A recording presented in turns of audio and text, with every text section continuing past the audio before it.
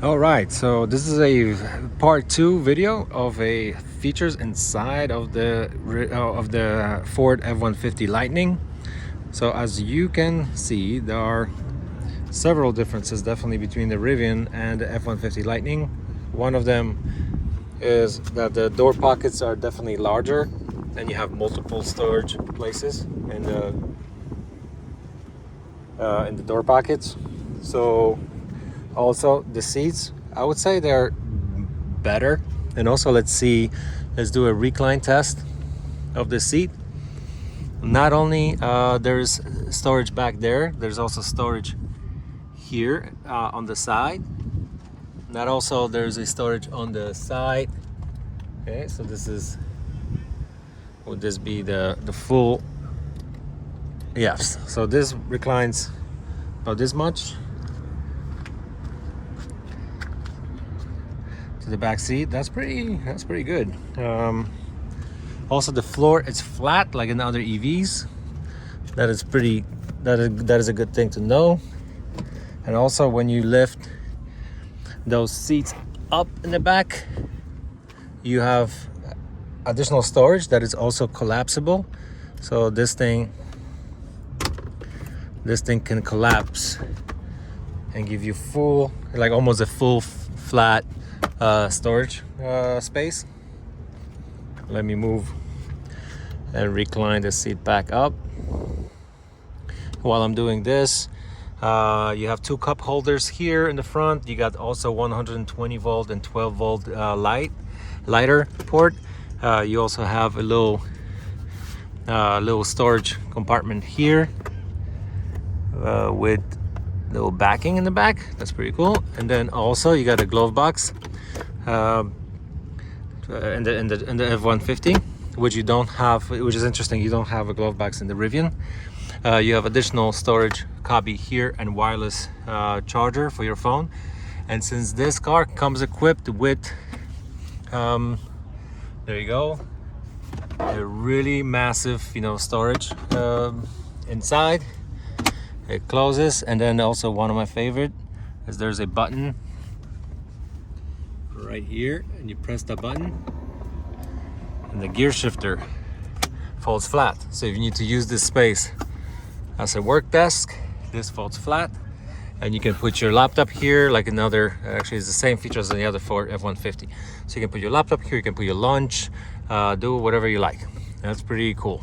I like that. Let me put my Rivian bottle back in there.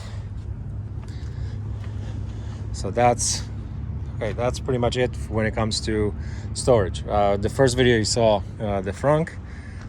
Yeah, so this is the space in the back when the seats are up. I really like that feature. I will compare that to a Rivian and you'll see the difference of storage in a second. Okay, let's close these doors. An interesting fact, although this looks like a charge port, it's not a charge port. It's just a dummy little plate that mimics the charge port. Here in the front, you press and the charge port opens, and of course you got fast charger and regular charger. Once again, look from this side. Okay, and then let's hop in and let's get over low features. So starting from the door, you have your regular window up, window down buttons, but also you have your mirror adjustments. So that's something that you don't have in the Rivian. Also you have a memory seats and the lock and unlock physical button. Here you can control your lights, your exterior lights. Also the lights in your mirrors. Yes, the F150 has lights in the mirror, and then you can open your front and your tailgate. You got your parking brake, and also very cool pedal adjustments. So as you can see,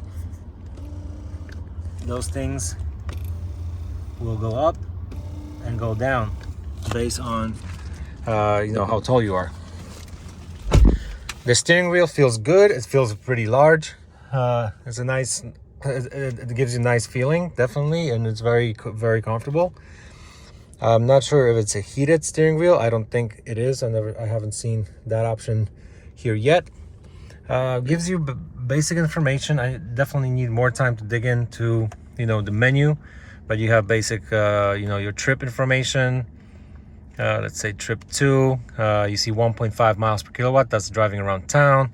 Gives you, the trip 2 lasted 15.2 miles, and also gives you a timer for that trip. You have full CarPlay and Android Auto integration, which is 2 thumbs up. If I wasn't holding this phone, I'll be holding 2 of my thumbs up. This is amazing. I don't understand why other manufacturers are not doing this. I know Rivian went Tesla style and decided to not provide it. So you will see in a second the difference it is. So here with the CarPlay, it's very easy. If you want, I use Waze all the time. To me, I think it's pretty good, and it gives you, all these warnings on the road, hazard, police, all that stuff. So here I'm trying to go to Waze, and I probably can't because I'm recording a video. So yeah, but if you're familiar with the CarPlay and Android Auto, it's basically that. Also, very useful feature when the driver wants to not a driver wants to adjust volume. Like in the Rivian, I can do it easily from the steering wheel. Here, whenever in the Rivian, when the passenger wants to adjust the volume, you can only do it on the screen. And when the ride is a little shaky, they can't really slide that little slider. It's not that ideal. This is great, very easy, very nice. It's got a really nice feel to it, and it's built in onto the screen, which is interesting. I think it's just like using the touchscreen feature to do that. Hazard lights, your park assist, your trailer controls, and vents. Yes, manufacturers, please do not do this vents auto controlled from the screen. I like regular vents. Like this having the little piece inside to move it. It's not a bad thing. Please don't take that away. It's not necessary. Tesla did that, and it's not a right choice, in my view. Also up here, like I've showed you before, we have some really interesting features, which is a sunshade. So if you do live in a place that gets pretty hot, you can always get that sunshade closed. So it also gives you more, I don't know, my voice sounds better now with this closed. So there are better acoustics. Interesting. Yeah, seats are comfortable. Like I showed you at the center console earlier, everything you need. It's very roomy, very comfortable. The seats are pretty nice. Like overall, the creature comforts and room in this truck, it's as far as I've experienced in my life, is the best. I don't think you need anything better than this. The seats are very comfortable. They have a lot of space, a ton of room in the back and the front. The sound system. Okay, so let me pause here for a second. This has a Bang & Olufsen sound system, and it sounds good. It sounds really good, but it doesn't sound anywhere close to what the sound system sounds like in the Rivian. So yeah, this pretty much wraps the interior and exterior. For more controls on the F150, it's also pretty cool because you have some some drive modes, which you can go into sport mode, towing, normal drive mode. You got onboard scales, meaning that it can weight whatever it's in the in the back of the bed, and it gives you a readout, which is really interesting. If you are concerned about how much stuff you put back there, it's pretty cool. Zone lighting, it's very cool. You can at night you can enable it and turn the lights all around the truck. That's very cool. Pro power on board. Also, you can see how many miles you have left and how much power you can actually support. The front circuit has 90 watts. Like this is impressive. This is really impressive, and you can select, you know, when, how low on the range you get, so that thing, you know, turns off. I do apologize for the tape. I don't want to remove it because as of yet, I don't know which truck we'll be keeping. So it will be a Rivian or a F150. So at the end of this week, we will know. So we're running some stuff. Intelligent backup power. That's where things get really interesting. So if you connect your charger to the house electronics and your power goes out, this truck can feed you, you know, power back, which is really, really cool. Settings, you know, your really your really traditional settings for audio and things like that. You can go to charge. You know, you can see your state of charge and how fast you know be charging. And then